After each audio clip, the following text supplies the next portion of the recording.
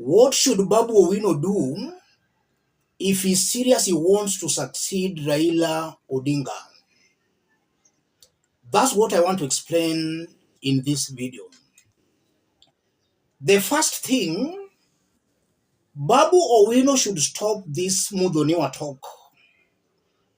I've been seeing Babu Owino going to the mountain and telling them that, I'm your MUTHONIWA. And if you look at the people he's trying to embrace, he's embracing people like Nyoro. That's something working against him in the Luo nation. It's still too early for Babu Owino to start embracing the Kikuyu nation.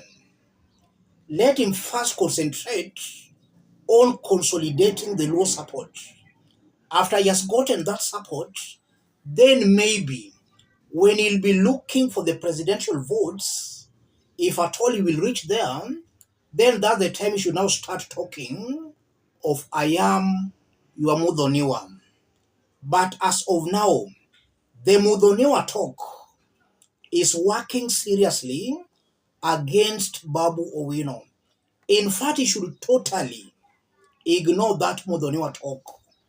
That talk reminds the Luo nation of the kind of embarrassment and a mess we saw during General Francis Ogola's burial.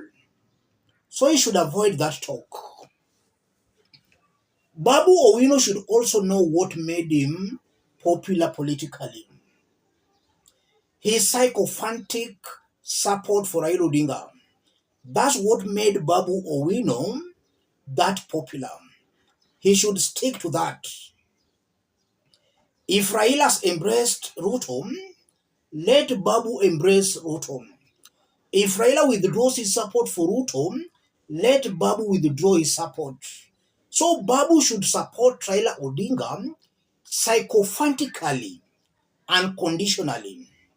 Raila supporters, they love Raila Odinga unconditionally and sycophantically. Babu Owino should also support Raila Odinga sycophantically and unconditionally. Even if ODM, if Raila Odinga will be mistreating him, let him just continue supporting Raila Odinga.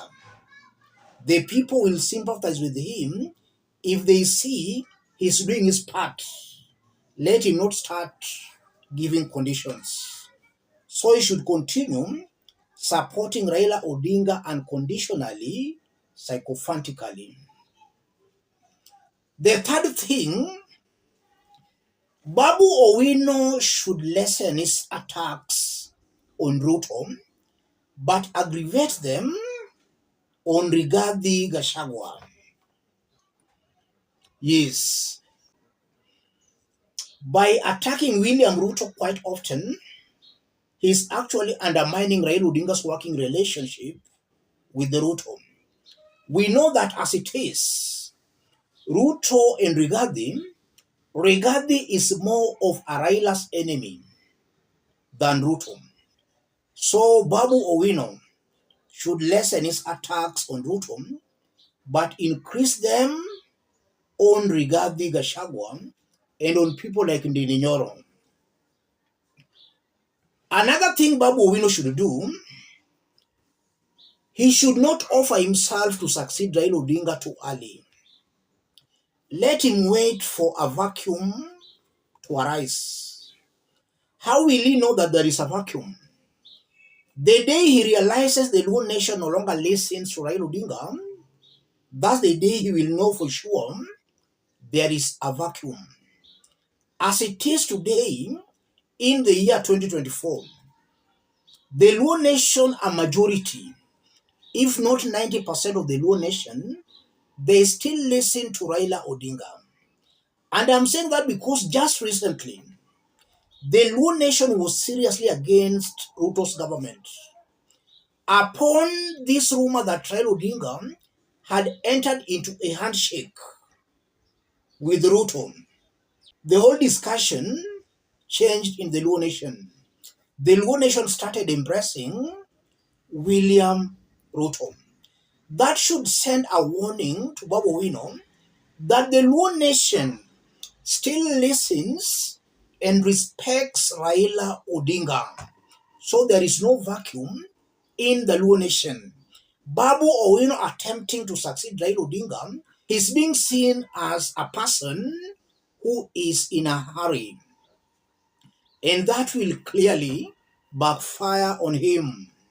He will be labeled a rebel, and the Luo nation will see him as somebody being used by the likes of Rigathi Gachagua to fight Raila Odinga. So it should be strategic. Let him come out to succeed Raila Odinga the moment he realizes there is a vacuum. As it is right now, there is no vacuum. The Luo nation still listens to Raila Odinga. And on top of that point, we remember upon Raila Odinga saying there was going to be a dialogue with Ruto, Babu Owino disputed that. In fact, he installed himself as the opposition leader, only to realize later that the ground was with Raila Odinga. He had to look for Raila Odinga to take a photo with him. And that was meant to send a message to the Luo nation that he was not fighting Raila Odinga. That should also send a message to Babu Owino. Babu Owino was against the dialogue talk. Raila was for dialogue talk. And then the Luo nation made a decision. They went with Raila Odinga. Babu had to reach out to Raila Odinga. So the first vote was taken when Raila called for dialogue, and Babu disputed that. And it's clear Raila Odinga won. That's why Babu Owino had to look for Raila Odinga. And also, if you look at Babu Owino, it appears he's forcing people to support him. Slightly over a week ago, he was in Migori and he was forcing some people to support him. Yes. It should be natural. The support for Babu Owino should be natural without any coercion. Raila never coerced anybody to support him. The people just embraced him naturally. So Babu Owino should also not force the people to embrace him. The people should embrace him naturally. If he forces the people, then it's clear the people will not follow him. Let the support just be organic, natural support. As I conclude, I know power is not given, it's taken, as Gloria Steinem said some years back. But for you to grab that power, you must be strategic. But that power, for you to grab it, you must be strategic. Raila was strategic, and he divided the inner circle of Jaramogi Oginga Odinga's team. That's the only way Raila Odinga became the Luo kingpin. He divided Jaramogi's inner circle, in that some leaders who were very close to Jaramogi, some started supporting Raila Odinga, and some went with Wamalwa Kijana. As it is today in ODM party, Babu Owino has not been able to divide Raila Odinga's inner circle. He's fighting everybody. He's fighting the party leader. He's fighting the ODM leaders and the structures. He's fighting the elected leaders on the ground. Babu is fighting everybody. And as I talk, no single leader from the Luo nation has thrown his weight behind Babu Owino. No elected leader. I've not seen any MP, any governor, or any senator supporting Babu Owino.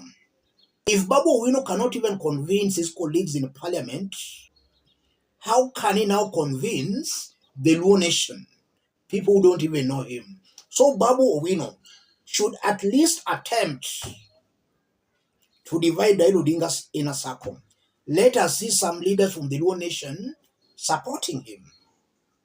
If he does that, then maybe we can say that at least some of his colleagues have seen leadership in him. But you can't come as a lone ranger. and then you want to control a whole community. How are you going to work with all these elected leaders if all of them don't want you? So on that front, he has to put some efforts. We want to see some MPs. Just imagine that even in Nairobi, no Luo MP is supporting Babu Owino in Nairobi. And one thing Babu Owino should also know, the Luos in Nyanza, in Nairobi, in Mombasa, or in any other place, they speak the same language. If Babu has been rejected in Nyanza, let him not think Nairobi will embrace him or Mombasa will embrace him. If he has been rejected in Nyanza, he'll also be rejected in Mombasa or at the coast. Equally, he will also be rejected in Nairobi. So he has to be very strategic. But the most important thing, he should stop these premature campaigns. Let him only campaign when there is a vacuum. If he continues with these premature campaigns, then I won't be wrong to repeat that Babu will be declared a rebel and he will lose. And I don't want a young, vibrant leader like Babu Owino to go into waste. Let him tone down a bit. Let him be strategic.